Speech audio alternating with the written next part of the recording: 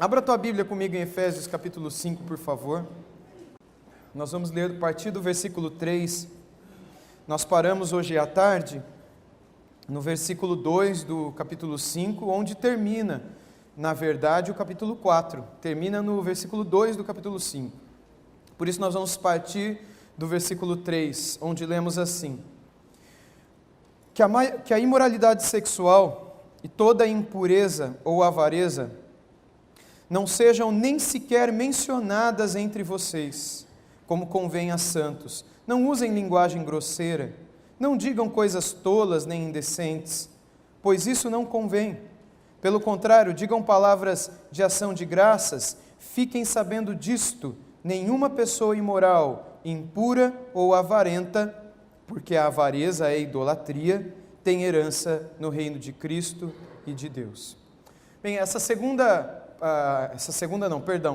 próxima parte da carta de Paulo aos Efésios começa com o tema da santidade. E ele vai continuar a trabalhar esse tema da santidade, relacionando a santidade com o se fortalecer do Espírito. Se fortalecer do Espírito, como vimos hoje à tarde, é o que nos capacita em nosso íntimo, para usar as mesmas palavras que Paulo usou, a amarmos um ao outro e a amarmos a Deus também. Uma vez que não há em nosso próprio ser, em nosso próprio coração, nenhuma força capaz de amar a Deus como Ele espera e deve ser amado. E também não há em nosso próprio coração nenhuma capacidade de amarmos um ao outro da maneira como Deus esperou na criação do homem que viéssemos a amar um ao outro. Assim, para que nós possamos amar um ao outro e amarmos a Deus, é necessário que o Espírito de Deus exerça poder sobre a nossa vida, sobre o nosso íntimo, nos revista de Cristo, faça com que Cristo habite em nosso coração e nós estejamos enraizados e alicerçados no amor de Cristo, para que então possamos amar. No final do capítulo 4, depois de dizer tudo isso, ele vai dar algumas exortações a respeito da santidade. Quando ele fala sobre a ira e o problema da ira, que dá brecha ao diabo quando não resolvida, e destrói a nossa amizade, o nosso relacionamento. Destrói aquilo que Deus planejou para o seu povo, e a igreja deixa de ser luz, a cidade vive um apagão, a cidade edificada sobre um monte, e ela passa a não fazer diferença nenhuma mais no mundo. O mundo olha para a igreja e vê na igreja o mundo. O mundo é tão trevas, tão escuro, a igreja é tão trevas, tão escura, quanto o mundo é. Não há luz na igreja, não há diferença na igreja, porque as pessoas não se amam na igreja. E o fato delas não se amarem é por causa delas não amarem o Senhor. Então ele vai exortar com relação à ira, ele vai exortar com relação à partilha, quando ele diz que aquele que trabalhe para que tenha com que acudir ao necessitado. Ele vai falar também a respeito das palavras, coisa que ele volta a citar nesse trecho que lemos agora, dizendo que as nossas palavras devem transmitir graça aos que a ouvem. Ele vai falar isso no capítulo 4, versículo 29, dizendo que as nossas palavras devem sempre comunicar doçura, gratidão, louvor. Não é que a gente não pode brincar, não é que a gente não pode ser simpático e que a gente tem que ser sempre fechado, turrão, antipático e dando a impressão de que isso é ser santo. De modo algum. O que nós encontramos nas Escrituras é que as nossas palavras, elas podem e devem ser agradáveis, divertidas, mas elas devem também transmitir graça aos que nos ouvem. Não há nenhum problema em que nós sejamos engraçados, não há nenhum problema em que sejamos simpáticos, em que brinquemos uns com os outros. Eu creio que para vocês isso é tranquilo, mas o ponto é que nós devemos ter muito cuidado com as nossas palavras, porque nós somos o povo da palavra, e devemos ser um povo de boas palavras. É pela palavra que as nossas vidas foram transformadas, e hoje a palavra habita em nós. O verbo de Deus, a palavra de Deus, o logos de Deus, que um dia se fez carne. Hoje esta palavra, este verbo habita em nós. Nós somos o povo, a extensão desta palavra, a extensão deste verbo. Uma vez que Cristo é o verbo e Ele é a cabeça desse corpo, cujos membros somos nós. Nós somos, portanto, o povo da palavra. E essa é a razão pela qual nós precisamos tomar muito cuidado com aquilo que a gente fala. E Paulo vai concluir o capítulo 4 falando sobre santidade, dizendo que a gente tem que tomar cuidado com a amargura, indignação, ira, gritaria, blasfêmia, bem como qualquer maldade. Todos esses problemas são problemas que envolvem linguagem, palavras. E aí então, a partir do versículo 3 do capítulo 5, que é onde lemos agora, ele diz que a imoralidade sexual, aqui ele já entra num tópico que ele não tinha entrado antes. Talvez porque lá em Éfeso havia problema com isso, senão talvez ele não tocaria nisso. Ou talvez porque seja um problema universal de todos os tempos e de todos os lugares. E porque talvez a sociedade de Éfeso era uma sociedade cultural e religiosamente mergulhada na sexualidade. Havia nos templos em Éfeso prostitutas cultuais. A sexualidade estava envolvida com a religião lá em Éfeso, nas religiões pagãs lá de Éfeso. E talvez fosse natural que as pessoas que se convertiam não recebiam de imediato uma cosmovisão saudável a respeito da sexualidade. Uma vez que toda a cultura a respeito do sexo que elas tinham anteriormente era formada por aquela libertinagem, promiscuidade e moralidade que existia no templo de Artemis ou de Diana, enfim, nos templos pagãos de Éfeso. Talvez essa seja a razão pela qual Paulo vai dizer que a imoralidade sexual, toda a impureza e a avareza, não seja nem sequer mencionados entre vocês, como convém a santos. E aí ele volta a falar sobre as linguagens, no verso 4, dizendo, não usem linguagem grosseira, no versículo 4, do capítulo 5. Se você olhar no capítulo 4, versículo 29, ele disse, não saia da boca de vocês nenhuma palavra suja, ele vai dizer. Agora no capítulo 5, versículo 4, ele vai dizer, não usem linguagem grosseira, nem digam coisas tolas, nem indecentes, pois isso não convém. Paulo, mais uma vez, está preocupado com as nossas palavras. Palavras envolvem relacionamentos. Relacionamentos envolvem palavras. E dependendo da maneira como eu converso com um rapaz ou com uma moça, isso pode ser triste para Deus.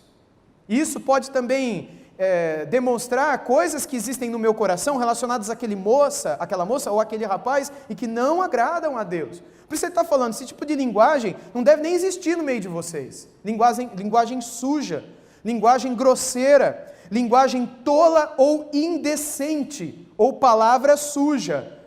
O que era palavra suja no contexto de Éfeso, obviamente não é o mesmo que a palavra suja no nosso contexto.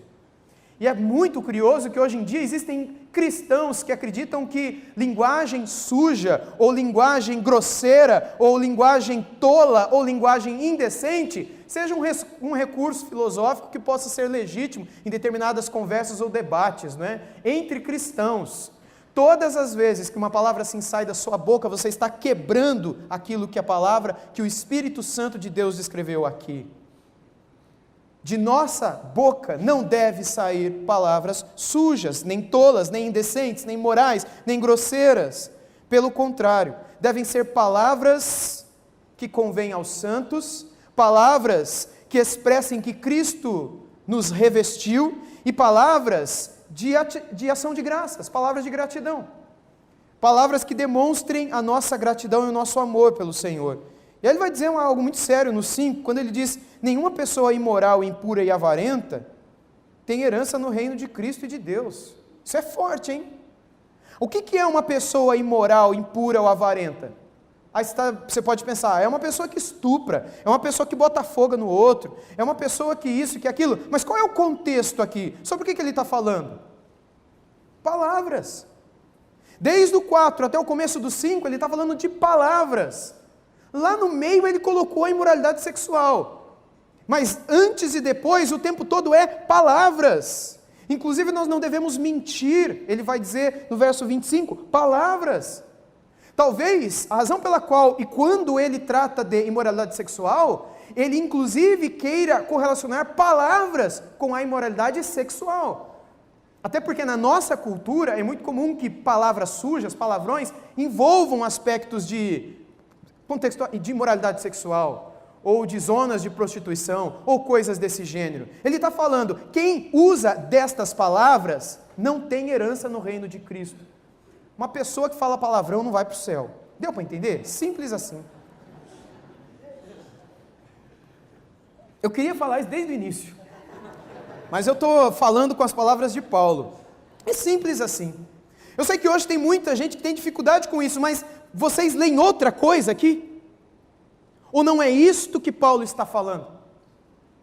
E qual é a razão dele dizer isso? Não terem herança no reino de Cristo e de Deus. porque elas não demonstram que tal pessoa foi revestida de Cristo.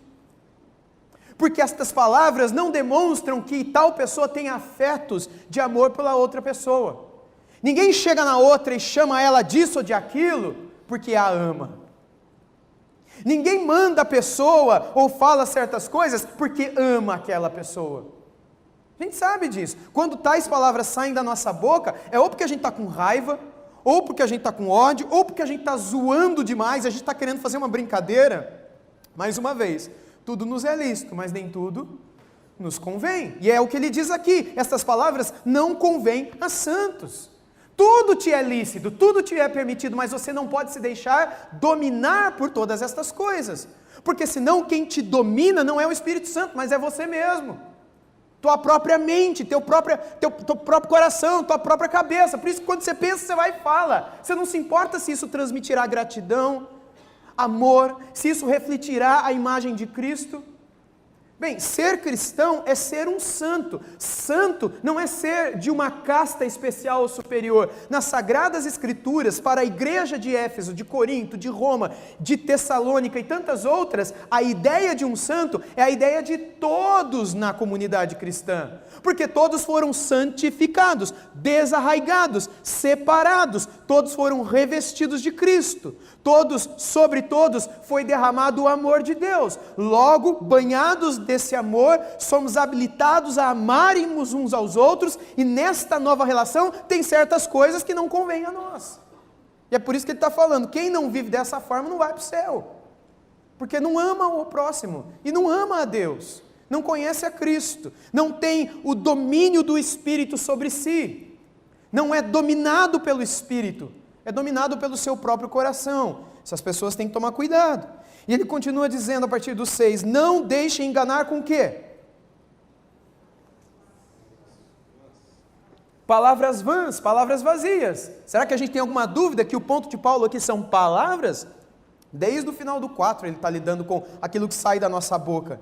Ele vai dizer, porque a ira de Deus vem sobre os filhos da desobediência por causa dessas coisas. Que coisas são essas? Por causa das quais a ira de Deus vem sobre os filhos da desobediência. Que coisas são essas? Palavras. Repetindo aquilo que disse anteriormente, nós somos o povo da palavra. O povo de Deus é o povo da palavra. Não é uma igreja X, não é uma instituição Z, é o povo de Deus. A igreja são vidas, a igreja é um organismo, a igreja é como a videira. As instituições são apenas como uma treliça sobre a qual a videira se apoia. Mas a vida está nos ramos, são eles que dão fruto, e não a treliça, não o arame, não a cerca. O que dá fruto e o que produz vida e folhagem são as vidas. É por isso que essas vidas precisam beber da seiva que vem do leito, do rio, que é Cristo. Salmo 1 trata sobre isso. E ele continua a dizer, verso 7, portanto, não participem daquilo que eles fazem, porque no passado vocês eram trevas, mas agora são luz no Senhor. Vivam como filhos da luz. Porque o fruto da luz consiste em toda bondade, justiça e verdade, tratando de descobrir o que é agradável ao Senhor. E não sejam cúmplices das obras infrutíferas das trevas, pelo contrário, tratem de reprová-las, pois aquilo que eles fazem em segredo é vergonhoso até mencionar, mas todas as coisas, quando reprovadas pela luz, se tornam manifestas, porque tudo o que se manifesta é luz. Aqui Paulo está tratando daquilo que Jesus tratou lá em João capítulo 3. Se você puder, volte sua Bíblia comigo, deixando um dedinho aí em Efésios. Volta com a tua mão lá para João capítulo 3. Quando o evangelista João trata do encontro de Jesus com Nicodemos, após as palavras de Jesus a respeito do amor de Deus pelo mundo, e o fato dele ter dado o seu filho unigênito, lá no famoso João 3,16, quando nós chegamos no 19, ele diz assim, a condenação é esta, a luz veio ao mundo, mas os homens amaram mais as trevas do que a luz, porque as suas obras eram más. Pois todo aquele que pratica o mal detesta a luz e não se aproxima da luz, para que as suas obras não sejam reprovadas. Quem pratica a verdade se aproxima da luz, para que as suas obras sejam manifestas, porque são feitas em Deus. Deixe-me explicar para vocês o que Jesus está dizendo aqui. Ele está dizendo o seguinte: quando a luz veio ao mundo, aqueles que a viram se aproximaram dela e se arrependeram dos seus pecados, porque a luz, ela expõe a sujeira, ela expõe a podridão. Se nós estamos numa casa e esta casa está apagada, com as luzes apagadas, nós não somos capazes de ver a sujeira, mas se acendemos a luz, somos capazes de perceber a sujeira. Se chegamos com uma luz muito forte, daquelas de canal de televisão, ou se pegamos a luz da manhã, quando nós acabamos de acordar e abrimos só uma pequena fresta da janela e incide sobre ela aquele raio de luz do sol, em que a gente vê aquelas poeirinhas voando, sabe do que eu estou falando? Quando a gente abre só um pouquinho da janela e muitas vezes o raio de luz bate, às vezes sobre a mobília, sobre a cama, sobre um móvel de madeira, que nós imaginávamos durante a noite, quando acendemos a luz, que o móvel estava limpo. Mas quando aquele raio de luz incidiu sobre o móvel, percebemos que havia algumas partículas de poeira ali. Porque quanto mais forte a luz, mais sujeira vemos. Quanto mais escuro, menos sujeira vemos. Quando Cristo, que é a luz do mundo, veio ao mundo, aqueles que se aproximaram dele viram as trevas. Mas aqueles que amam as trevas, preste atenção, fugiram da luz. Por quê? Porque as suas obras eram más. E se eles se aproximassem da luz, a luz reprovaria as suas obras. Por isso Jesus está dizendo, eles amam a noite. Eles amam a escuridão, eles amam se trancar no seu quarto, eles amam ficar isolados, eles amam não se expor ao Filho de Deus e à luz da palavra, porque o Filho de Deus é muito para eles, porque o Filho de Deus é luz demais para eles, e se eles se aproximarem dessa luz, eles verão coisas em suas vidas que eles não estão dispostos a abandonar. E quanto mais próximo dessa luz você está, mais poeiras, mais partículas você vê, você enxerga. Você não é capaz de ver outra coisa, os seus olhos ficam arrebatados para o seu próprio coração, assim como quando incide essa luz sobre a sua casa, você não consegue olhar para o guarda-roupa, você fica olhando para ela, você olha para a poeirinha voltando, você faz assim com a mão para ver essa poeirinha se espalhar. Por quê? Porque isso encanta, isso atrai, isso suga os nossos olhos, a luz muito forte chama a nossa atenção. Se uma luz muito forte fosse acesa do lado de fora, todos nós olharíamos, porque a luz atrai a nossa atenção. Quando Cristo, Deus, o Senhor, o Espírito Santo de Deus, quando nós estamos perto do Senhor, e quanto mais próximos do Senhor estamos, mais sujeira vemos, e menos conseguimos olhar para a vida do outro. É isso que Jesus quis dizer em outra ocasião, que quem fica olhando para o cisco que está no olho do irmão, é porque ainda não viu a trave que está no seu próprio olho, e é por isso que ele fica falando, é por isso que ele fica xingando, é por isso que ele fica acusando, é por isso que ele é incapaz de amar. Talvez porque ele não tenha sido amado ainda, talvez porque ele não conheça o amor, talvez porque ele ainda esteja na noite, debaixo das trevas, e as suas obras ainda não foram expostas à luz. Porque quando a gente é exposto à luz, eu não consigo olhar para o Leandro, eu não consigo olhar para o Gomes, eu não consigo olhar para o Hélio, eu não consigo olhar para ninguém. É tanta poeira na minha vida, é tanta partícula no meu coração, coisas mínimas que quando eu estava um pouco mais longe de Deus, eu já era convertido, mas eu não estava tão próximo de Deus, eu era incapaz de ver. E quanto mais eu leio a Bíblia, quanto mais eu ouço pregações, quanto mais luz de Deus incide sobre a minha mente, mais eu vejo coisas na minha vida que precisam mudar. Jesus disse isso para o Nicodemos, e Paulo está falando isso em Efésios capítulo 5. Mais uma vez, quando ele diz no verso 8, porque no passado vocês eram trevas, mas agora vocês são luz no Senhor. Vivam como filhos desta luz, porque o fruto da luz consiste em toda bondade, justiça e verdade, tratando de descobrir o que é agradável ao Senhor. E aí ele diz, não sejam cúmplices das obras ou nas obras infrutíferas das trevas, pelo contrário, tratem de reprová-las, pois aquilo que eles fazem, note, em segredo.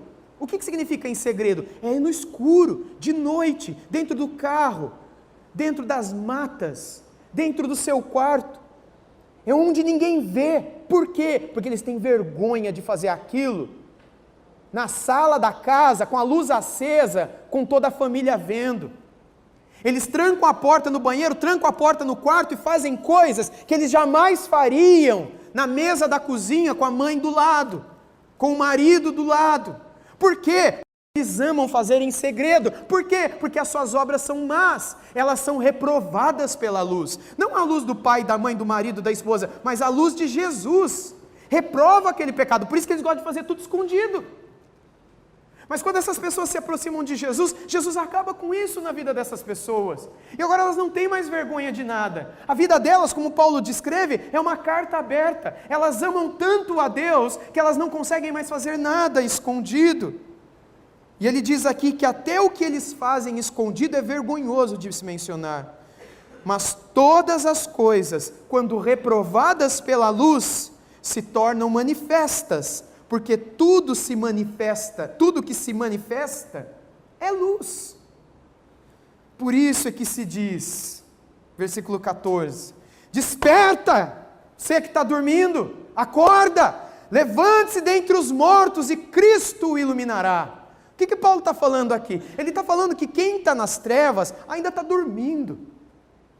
E quem está dormindo dorme de noite, dorme no escuro, apaga a luz e ainda coloca uma coberta para não ver nada. A menos aqueles que têm medo das trevas, medo da noite, e deixam um bajur, uma porta do banheiro aberta, porque nós precisamos de luz, que nos dê um pouco de segurança. Mas aqui ele está dizendo, essas pessoas estão tão profundamente sonolentas, adormecidas em seus pecados, que é como se eles estivessem mortos. Por isso que ele diz, você que está dormindo, levante-se de entre os mortos.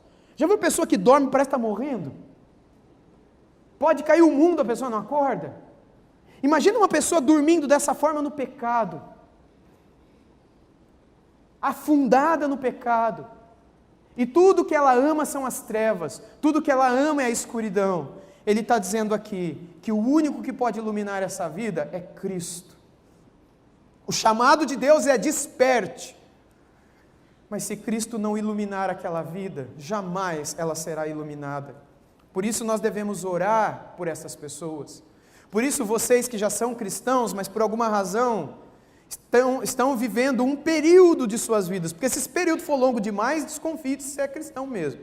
Mas de repente você está sendo tentado, você caiu no pecado, está lutando contra esse pecado, clame a Cristo para que Ele ilumine. Como Davi fez no Salmo 139, sonda-me, Senhor, vê se há em mim algum caminho mau, esquadrinha o meu coração, sonda-me, lança a luz, bota uma sonda, enxerga tudo que está aqui dentro.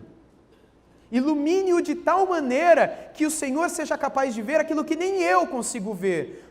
Para que, se há algum caminho mau no meu coração, que o Senhor possa me guiar pelo caminho certo, que é o caminho eterno.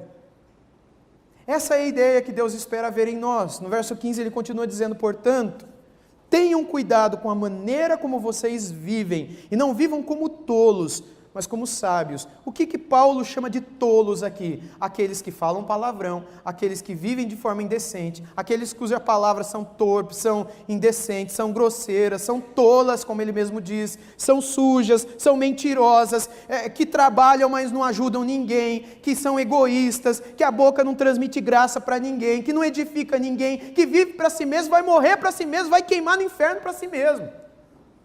Porque são pessoas que não servem para mais nada, são pessoas egoístas, não servem para viver em comunidade.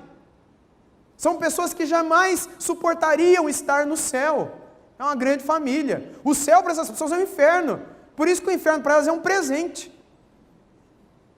O fato de ter um lugar onde elas vão ser egoístas para sempre. E vão poder viver no escuro para sempre. E vão poder ter a mente que tem para sempre. Eu sei que a obra de Deus é a obra de Deus, não é a nossa obra. Mas o Evangelho de Cristo exige que nós preguemos a todas as pessoas para que elas se arrependam dos seus pecados, que elas deixem de praticar o que têm praticado, que se convertam dos seus maus caminhos, que neguem a si mesmos, que tomem a sua cruz, que morram para esse mundo e que sigam a Cristo, arrependidas de seus pecados. que peçam a Deus para que Ele lhes dê um novo coração, uma nova vida, uma nova história.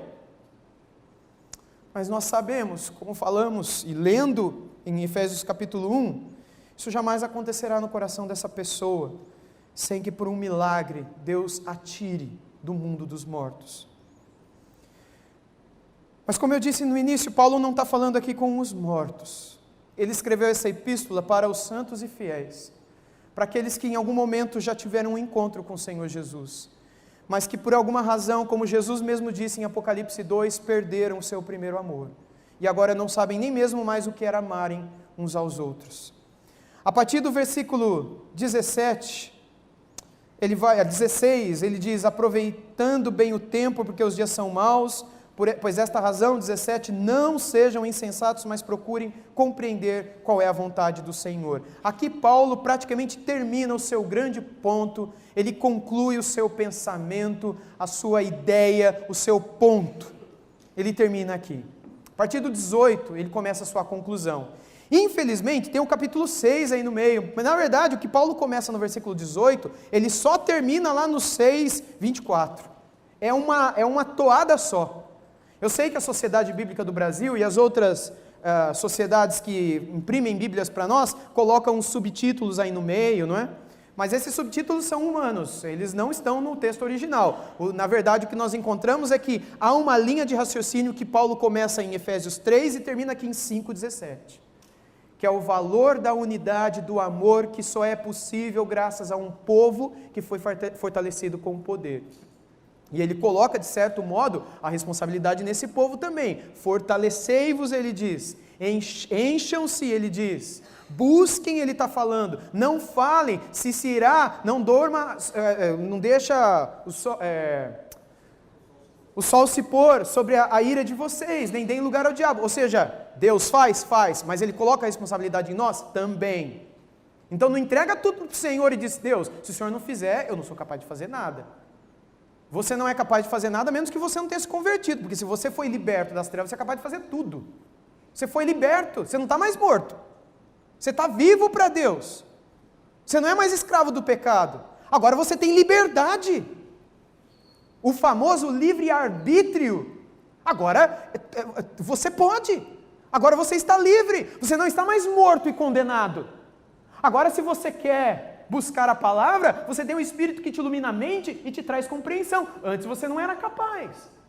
Antes, por mais que um raio caísse na sua cabeça e alguém entrasse depois com a Bíblia dentro, jamais você compreenderia. Antes você não tinha essa liberdade, mas agora você tem.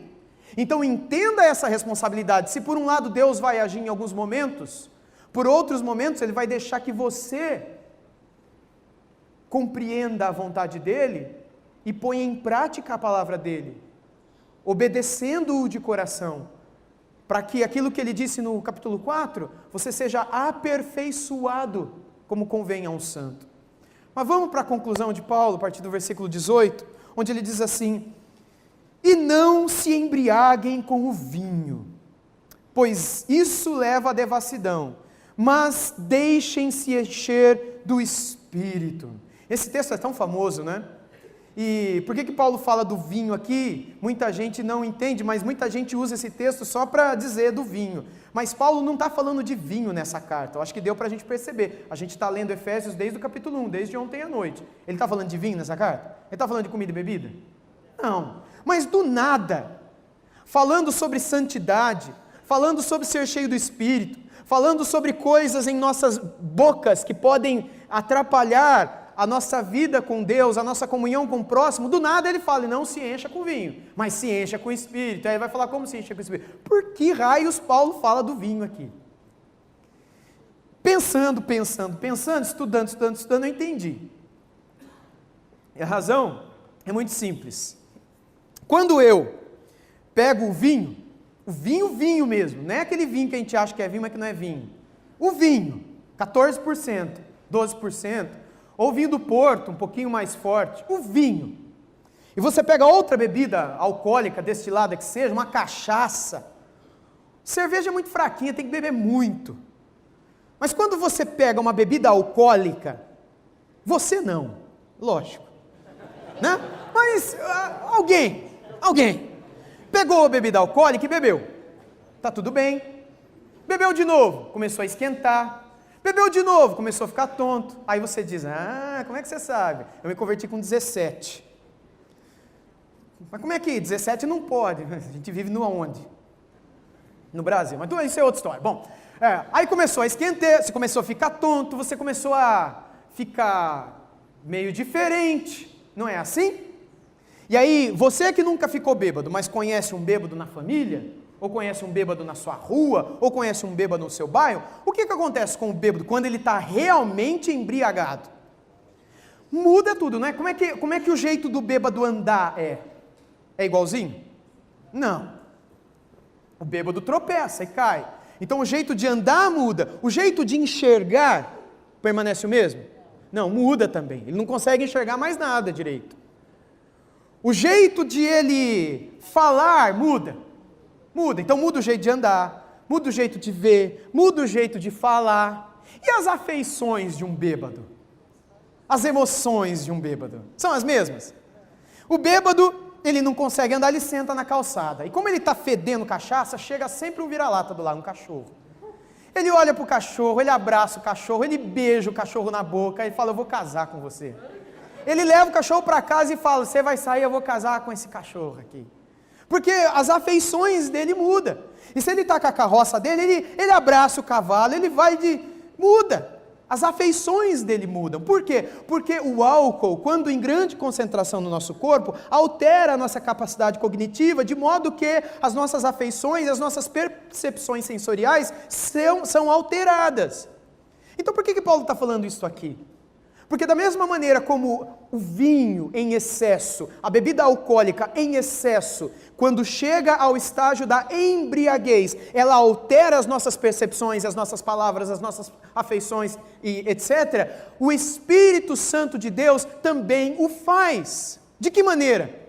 Quando eu me encho do Espírito, e esse é o tema de Paulo, não é vinho, mas quando eu me embriago do Espírito Santo, quando eu me encho, não de vinho, mas do Espírito, o meu jeito de andar muda. O meu jeito de enxergar o mundo muda. O meu jeito de falar com as pessoas muda. E as minhas afeições mudam. Tudo muda quando eu estou cheio do Espírito. Como quando eu estou cheio de álcool, também muda. Esse é o paralelo que Paulo está fazendo aqui. Deu para entender? Logo, não usa esse texto para falar do vinho, porque Paulo não está falando de vinho. Ele está falando como o vinho muda o jeito das pessoas viverem, o Espírito também muda. Então, sem essa ideia de que se você é crente, você tem que ser igual todo mundo é. Falar como todo mundo fala, andar como todo mundo anda. E o andar aqui é uma maneira de ser aquela ideia do digno que a gente viu no começo do capítulo 4, hoje no final da tarde. Você não representa a Deus do jeito que você negocia. Você não representa a Deus do jeito que você trata as pessoas. As suas afeições pelo próximo são iguais às afeições de um mundano. Você não tem compaixão, você não tem misericórdia, você não tem paciência, você não tem nada. Nada foi mudado, suas afeições não foram alteradas, seu jeito de ver o mundo ainda é pagão como era antes. Você continua achando do aborto o mesmo que você achava antes. Você continua achando sobre casamento homossexual a mesma coisa que você achava antes. Você continua achando sobre questões relacionadas à criação, e a casamento, e a recasamento, e a divórcio, e a adultério, da mesma maneira como você achava antes. E mais, você encontrou pessoas dentro da igreja que apoiam a tua visão. Você encontrou pastores que apoiam a tua visão. E aí lascou-se tudo. Lascou-se tudo. Porque além de você não ter uma nova visão de mundo, além de você não ter novas palavras, você fala como o mundo fala, o teu jeito de andar, de se vestir, de se comportar é igual de um mundano, tuas afeições também são egoístas como de um mundano.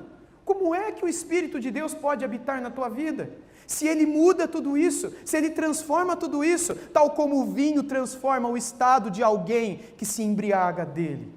Estão entendendo o ponto de Paulo? Paulo, a partir daqui, ele vai dizer como é que a gente se enche do Espírito. Encher de vinho é fácil, vocês sabem como é que faz. Mas como é que a gente se enche do Espírito? Ele vai dizer, primeiro, verso 19,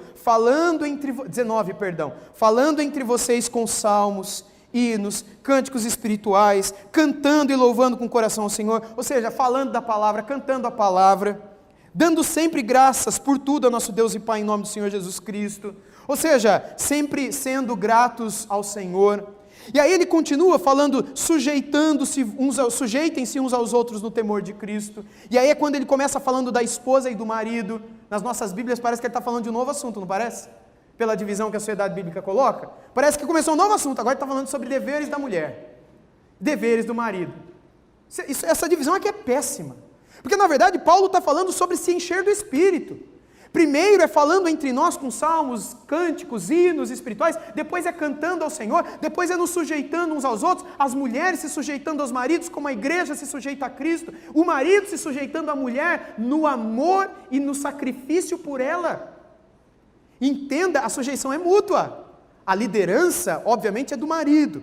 Deus o colocou como cabeça no lar. É ele que vai prestar contas pelo casamento um dia. Mas há um aspecto em que ele se sujeita quando ele, no lugar de Cristo, se dá por ela como Cristo se deu para a igreja.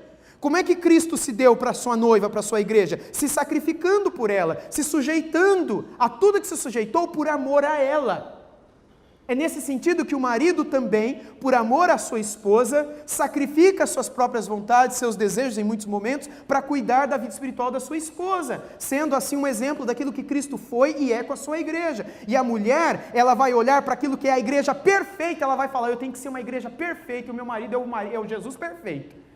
Mas meu marido não é o Jesus perfeito, será que eu tenho que ser a igreja perfeita? Tem que ser. Porque a tua vida é você que vai prestar contas. Não adianta você chegar que nem Eva, botando a culpa na serpente. E falando, a serpente do meu Éden se chama Antônio. Se chama João, se chama Wilson, né? Minha esposa falando de mim. Não, o nosso pecado é por causa do nosso pecado, é da nossa culpa.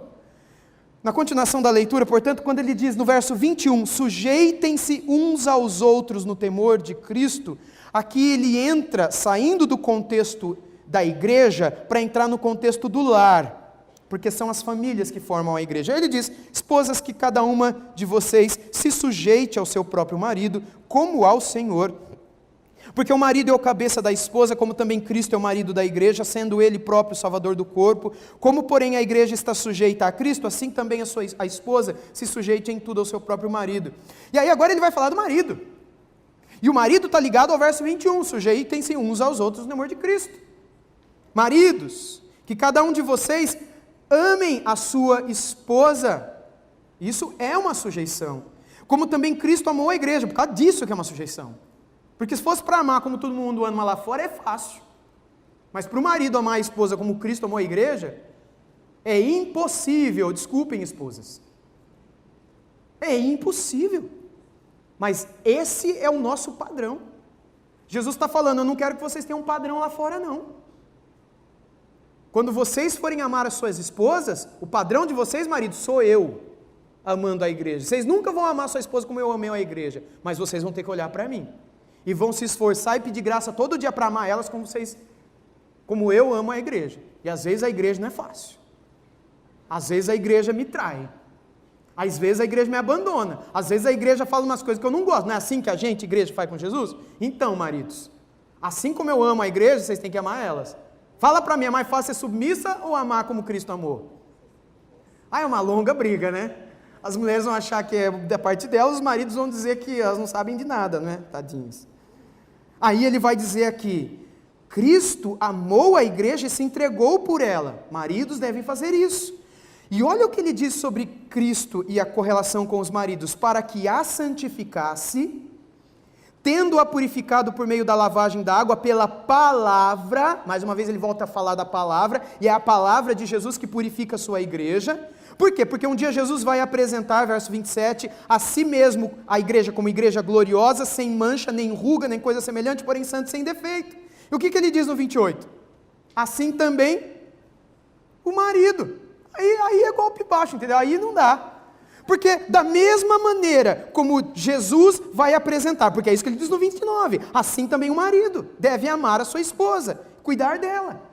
Assim como? Assim também como? Assim como Cristo faz com a igreja. Se Cristo purifica a sua esposa, sua noiva, por meio da palavra, o marido tem que cuidar da vida da sua esposa por meio da palavra. Se Cristo santifica e cuida da vida espiritual da sua esposa Por meio da palavra, os maridos terrenos devem fazer a mesma coisa, por meio da palavra. Se Cristo um dia vai apresentar a sua noiva ao Pai e dar conta dela, e quando Cristo chegar com a noiva dele para o Pai, ele vai apresentar ela para o Pai sem mancha, nem ruga, nem coisa semelhante.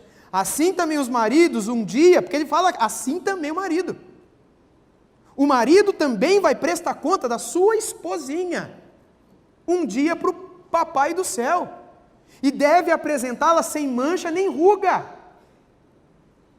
nem defeito, nem coisa semelhante. Como é que você faz isso? Botando um botox? Nem sei se botox, falei uma besteira aqui agora, nem sei o que faz, faz uma plástica para acabar com a ruga. É assim? É esse tipo de ruga? É cuidando com cremes anti-envelhecimento? É errado fazer isso? Não, não é errado. Pode cuidar do seu corpo, da sua saúde, da tua aparência, isso não é pecado. O ponto de Paulo aqui é que os maridos vão apresentar as suas esposas e cuidem para que quando vocês apresentá-las, vocês possam apresentá-las como alguém que tenha consciência tranquila de que fez tudo para que a vida dessas mulheres fosse uma vida santa. Orou com elas, leu a Bíblia para elas, corrigiu os pecados delas, foi humilde diante delas, pediu perdão para elas, deu bons livros para elas, comprou uma Bíblia da mulher para ela. Fez de tudo. Se ela não leu, se ela não ouviu, se ela não, quando você estava orando, ela estava com o olho aberto pensando na panela, esse é problema dela, mas você fez a sua parte. Cristo fez a parte dele. Irmãos, o que Paulo continua, né? Deixa Paulo falar. No verso 29 ele diz, 28, assim também o marido deve amar a sua esposa como ama o próprio corpo. Quem ama a esposa a si mesmo se ama. Isso é um sacrifício, isso é uma sujeição. Porque ninguém jamais odiou o seu próprio corpo, ao contrário, o alimenta e cuida dele, como Cristo faz com a igreja. Ou seja, se eu tenho vontade de jogar bola, se eu tenho vontade de fazer alguma coisa com os meus amigos, mas a minha esposa está precisando de mim por alguma necessidade, por alguma coisa que seja, aqui ele está dizendo que quem ama, ama como ama a si mesmo. Eu quero fazer aquilo, mas como eu amo e a vontade dela é que eu não faça aquilo, então a vontade dela é a minha vontade. Está dando para entender? Agora, não é para a mulher falar, então, lá em Efésios 5, 28, a minha vontade é essa. Porque aí corre o risco da falta de auxiliadora, da sujeição, e de uma série de outras coisas, né? Deus está vendo também, viu, irmãs? Deus está vendo também. Mas o marido fica numa situação complicada aqui, porque é isso que o apóstolo está falando. No verso 30 ele diz, porque somos membros do seu corpo. Ele ainda está fazendo esse paralelo entre Cristo e a igreja, marido e a mulher. Porque somos membros do seu corpo. Verso 31, eis porque o homem deixará o seu pai e a sua mãe e se unirá à sua mulher, tornando-se os dois uma só carne. Grande esse mistério, mas eu me refiro a Cristo e à igreja. No entanto, também, quanto a vocês, que cada um ame a sua esposa como a si mesmo, cada esposa respeite seu marido. Então ele mostra como no convívio do lar existe o papel do homem, existe o papel da mulher, e quando eles estão vivendo diante de Deus, cumprindo o seu papel, o Senhor os abençoará. A mulher será, que mulher será 100% como a igreja perfeita é? Nenhuma mulher no mundo será assim. Mas isso não é para que ela diga, bom, como eu nunca serei uma igreja gloriosa, perfeita, sem mácula, nem ruga, nem coisa semelhante, então eu posso ser do meu jeito. Não, não pode, porque esse é o seu alvo, mulher. É ser como uma igreja perfeita é para Cristo. E o homem, por mais que o homem não seja o que ele é, o homem ele deve ter sempre esse norte. O meu padrão não é os meus colegas. O meu padrão é Cristo. Eu tenho que olhar para Cristo, e assim como Cristo amou a igreja, eu vou amar a minha esposa. Essa é a minha referência. E aí acabou? Não, não acabou, porque o que Paulo fala no 6:1? Sobre filhos. Então a gente tem que continuar, vocês me perdoem, mas eu vou continuar, porque se eu parar por aqui, o apóstolo Paulo vai ficar bravo comigo. No 6:1, ele diz, filhos, obedeçam a seus pais no Senhor, pois isso é justo, honre a seu pai e a sua mãe, que é o primeiro mandamento com promessa, para que tudo te corra bem com você, e você tenha uma longa vida sobre a terra. E vocês, pais, não provoquem aos seus filhos a ira, mas tratem de criá-los na admoestação, na disciplina e na admoestação do Senhor. Veja, papai, mamãe, marido, mulher, filhos. Agora a partir do 5 ele diz, quanto a vocês servos, obedeçam aos seus senhores, porque os servos dos senhores viviam na mesma casa. Obedeçam a seus senhores aqui na terra com temor e tremor, com sinceridade de coração, como a Cristo, não servindo apenas como estão sendo vigiados, somente para agradar pessoas, mas como servos de Cristo, fazendo de coração a vontade de Deus. Sirvam de boa vontade, como se estivessem trabalhando para o Senhor, e não para pessoas, sabendo que cada um, se fizer alguma coisa boa, receberá isso outra vez do Senhor. Seja servo, seja livre. E vocês, senhores, façam o mesmo com seus servos, deixando as ameaças, sabendo que o Senhor, tanto deles como de vocês, está nos céus, e que Ele não trata as pessoas com parcialidade. Aí você diria, pronto, aquele parou de falar de família, aquele parou de... terminou o assunto, mas ele não terminou. Tente entender a mente de Paulo aqui, que na verdade é a mente do Espírito, conduzindo a pena do apóstolo Paulo à medida que ele escreve essas palavras. Ele trata sobre a santidade, final do 4, ele fala para a gente fugir da moralidade no 5, ele fala para a gente tomar cuidado com as nossas palavras, porque isso entristece o Espírito. Aí ele fala para a gente se encher do Espírito, para que o Espírito mude o jeito de andar, o jeito de falar, o jeito de viver, de ver, o jeito de sentir, o jeito das afeições. Ele fala como se encher do Espírito, que é com a palavra, que é cantando, que é sendo grato, que é nos sujeitando, ou seja, nos amando uns aos outros, nos suportando uns aos outros, vivendo o nosso papel nesse mundo uns com os outros, a esposa o seu, o marido o seu, os filhos os seus papéis como filhos, o papai e a mamãe como seus papéis como pai, o homem e a mulher, o servo e o senhor. E aí ele conclui falando de algo que pode melar tudo isso daqui, pode destruir tudo isso daqui. Ele termina, e eu vou terminar também, falando de algo que, se a gente não tiver atenção para isso, vai tudo para o espaço. E é quando, a partir do versículo 10, ele diz, quanto ao mais, esse quanto ao mais é tipo assim, concluindo, sejam fortalecidos no Senhor e na força do seu poder. Lembra quantas vezes ele já pediu isso? Lá no 3, verso 16, ele diz, peço a Deus que segundo a riqueza da sua glória conceda a vocês que sejam fortalecidos de poder, e em outros lugares, eu não vou ler tudo aqui agora de novo não, mas aqui no 10 ele volta a dizer, sejam fortalecidos no Senhor e na força do seu poder, porque o poder para viver tudo isso vem de Deus, não vem da gente, a gente não é capaz. A gente não é capaz. Vistam-se de toda a armadura de Deus para poderem ficar firmes contra as ciladas do diabo. O contexto, quando Paulo fala da armadura de Deus, não é nem o contexto da igreja, é o contexto da família. Às vezes a gente trata da armadura de Deus e de batalha espiritual na luta da igreja. Vamos fazer uma campanha de batalha espiritual. A batalha espiritual aqui narrada, é narrada no contexto familiar, onde tem mãe, pai, filhos, o marido, a esposa.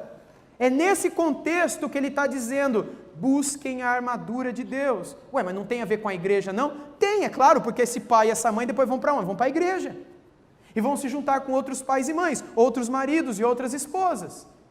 E se estes não começarem no seu lar a lutarem contra as ciladas do inimigo, eles vão levar as brechas que nasceram no lar para dentro da igreja, e essa igreja nunca será referência, nunca será luz. Está fazendo sentido?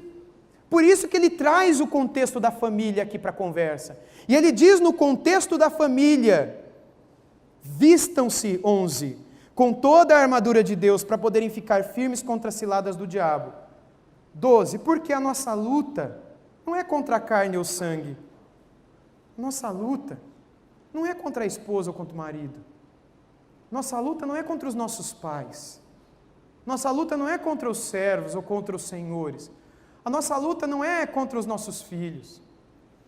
Isso tem que ficar cada vez mais claro na minha mente, na sua mente, todos nós que vivemos em família aqui. Imagine eu e a minha esposa, por exemplo. E aí de repente a gente tem um problema lá em casa, e a gente começa a brigar, discutir. Isso deve vir à minha mente. A minha luta não é contra a carne e sangue. Quem é a carne e sangue aqui? É a minha esposa. Esse é o contexto no qual ele cita essas palavras. Não tente entender de outra forma. A carne e o sangue não é a sua própria carne e sangue, como alguns absurdamente interpretam. A carne e sangue aqui são aqueles que convivem com vocês, que são aqueles que são citados aqui no texto, e que às vezes a gente vai ter vontade de chamar eles de Satanás. Quando você começar a brigar lá na sua casa e você falar, olha pastor, a minha luta é contra a carne e sangue sim, não é contra o diabo não, a menos que o meu marido esteja endemoniado, aí é contra o diabo. Porque se o senhor conhecesse o meu marido, o senhor não falaria que a minha luta não é contra a carne, é logo contra a carne. O senhor não conhece com quem eu casei. E aí maridos vão dizer o mesmo da esposa. Se o senhor soubesse como aquela mulher me irrita, como ela me provoca, como ela me tira do sério, se o senhor conhecesse a pessoa com quem eu casei, o senhor não diria que a minha luta não é contra a carne ou sangue, porque na hora que o sangue ferve, é contra aquele sangue ruim. Aquele sangue ruim, é contra o sangue sim. E Paulo está dizendo não. No contexto do sujeitar um ao outro, vai existir uma batalha espiritual. No contexto da família, vai existir uma batalha espiritual. E se vocês não estiverem fortalecidos com poder, presta atenção. Se vocês não estiverem fortalecidos com poder, não é só a boca de vocês que vai ser suja. Não é só a imoralidade sexual que será uma realidade. Não é só uma vida mundana que será real. Mas vai ser um lar destruído que vai ser real também. Porque tudo isso está acontecendo desde o verso 1, do capítulo 1, versículo 3 e 4, ele falou das regiões celestiais, lembram? Que eu estou repetindo isso desde ontem à tarde, ontem à noite, hoje à tarde, agora à noite, ele está repetindo isso aqui. Toda essa situação é na região celestial, ele vai concluir dizendo isso, vamos ler o 12 inteiro. Porque a nossa luta não é contra a carne ou sangue, mas contra os principados e as potestades, contra os dominadores deste mundo tenebroso, contra as forças espirituais do mal, aonde? Nas regiões celestiais. Essa é a nossa luta. São esses demônios que, quando estamos fracos espiritualmente, dominam a nossa língua, guiam os nossos passos, bloqueiam as nossas afeições, cegam os nossos olhos, cauterizam o nosso espírito, a ponto de que a gente não ame mais nem a Deus nem ao próximo, quiçá nem crente um dia fomos. Não é somente na nossa vida pessoal, eles vão agir nesse lugar também, que é a sua família, porque são de famílias que a igreja de Jesus Cristo é composta. Logo, ele não vai querer só destruir a tua vida, ele vai querer destruir a igreja. E para destruir a igreja, ele não vai destruir a sua vida só, ele vai destruir a sua família também. Qual é a solução? Ele já falou isso anteriormente. Ele não precisava nem ter repetido, mas é como se o Espírito estivesse mais uma vez quase que redundantemente, repetindo para ficar gravado na nossa cabeça, é nos fortalecendo com o poder que vem do alto. Porque se não for pelo poder e pela força do Espírito, o seu lar não vai ser assim. Você, esposa, nunca vai ser assim, ser marido nunca vai ser assim, você, pai, nunca vai ser assim, filho nunca vai ser assim, servo, Senhor, nunca vão ser assim, nossos lábios nunca serão assim, nossos olhos nunca serão assim, nossas afeições pelo próximo nunca serão assim. E quando a batalha espiritual instalar-se dentro da nossa casa, a gente não vai ter olhos espirituais para ver que o problema é contra essas potestades e principados que estão querendo destruir a nossa família. A gente vai achar que a nossa luta é contra a carne e o sangue. É esse moleque que não presta, é essa sua mãe que mora em casa, é esse vizinho, é isso e aquilo. É sempre as pessoas que são o problema. Nós não teremos olhos abertos para a região celestial, para esse mundo espiritual que está sobre as nossas cabeças e que é tão real quanto o mundo físico em que vivemos. Por isso, peguem toda a armadura de Deus, para que vocês possam resistir no dia mau. Vão existir muitos dias bons, mas o dia mau vai chegar na sua casa. E depois de terem vencido tudo, permanecerem inabaláveis. Portanto, 14, fiquem firmes, cingindo-se da verdade. A verdade está onde? Está na palavra. Vestindo-se da couraça da justiça. A justiça aqui tem a ver com o dikaiosine, que tem a ver com a justificação, que tem a ver com o evangelho, que está onde? Na palavra. Tem os pés calçados com a preparação do evangelho da paz. O evangelho está onde? Está na palavra. Segurando sempre o escudo da fé. O escudo da fé tem a ver com o conjunto de coisas em que você acredita, tipo confissão de fé. Aquilo em que você confessa, aquilo que você crê, é o que te defende, são as sãs doutrinas. O escudo da fé, você tira isso tudo da onde? Da onde se tira a tua fé? Como é que a tua fé é fortalecida? É pela palavra. Com o qual poderão apagar todos os dardos inflamados do maligno, é pela palavra. Usem também o capacete da salvação. A salvação é pela fé. A fé vem ouvir pelo quê? Pela pregação da palavra de Cristo. E a espada do Espírito, que é a palavra de Deus. Logo, toda a armadura de Deus, ela está relacionada com o quê? Com a palavra. Lembra que desde o meio do 4 ele está falando de palavra? Palavra, palavra, palavra, palavra. Agora ele coroa dizendo, esse é o escudo. Esse é o chão. É isso que transforma o jeito de você falar, o jeito de você viver. Usem também o capacete da salvação. E aí no 18 ele diz, orem em todo tempo no Espírito, com todo tipo de oração e súplica. E para isto vigiem com toda a perseverança e súplica por todos os santos. Vocês têm que orar uns pelos outros.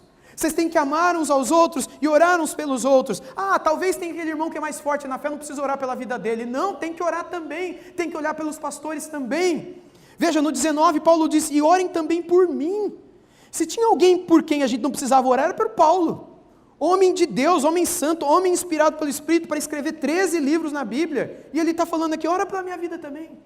A gente tem que orar por todos, uns pelos outros. E ele diz, para que no abrir da minha boca me seja dada a palavra, para com ousadia tornar conhecido o mistério do Evangelho, da palavra, pelo qual sou embaixador em cadeias. É por causa da palavra de Deus que eu estou preso aqui em Roma, para que em Cristo eu seja usado para falar. Somos o povo das falas, das palavras, do verbo, como me cumpre fazer. E aí conclui com saudações. E para que saibam como eu estou, e o que estou fazendo, Tíquico, o irmão amado e fiel ministro do Senhor, lhes dará todas as informações. Eu estou enviando a vocês com essa finalidade, para que conheçam a nossa situação e para que ele console o coração de vocês. Paz seja com os irmãos, e amor com fé. Amor e fé. Amor e doutrina. Amor e conhecimento. Da parte de Deus Pai e do Senhor Jesus Cristo. A graça sejam com todos os que amam, mas de que forma? Sinceramente, o nosso Senhor Jesus Cristo. Porque o ponto, lá em Éfeso, era que o amor não era sincero. Eles amavam, mas não era sinceramente. Irmãos, o nosso Deus é o mesmo ontem, hoje e o será para todo sempre. E em 1 João 4,8 diz que o nosso Deus é amor. Se estamos ligados a Ele e queremos refletir a imagem de Deus na nossa vida, nós precisamos amar. Mas nós somos incapazes de amar, a menos que o Espírito de Deus nos fortaleça e nos capacite para tal. Vamos buscar ao Senhor nesse momento pedindo isso a Ele?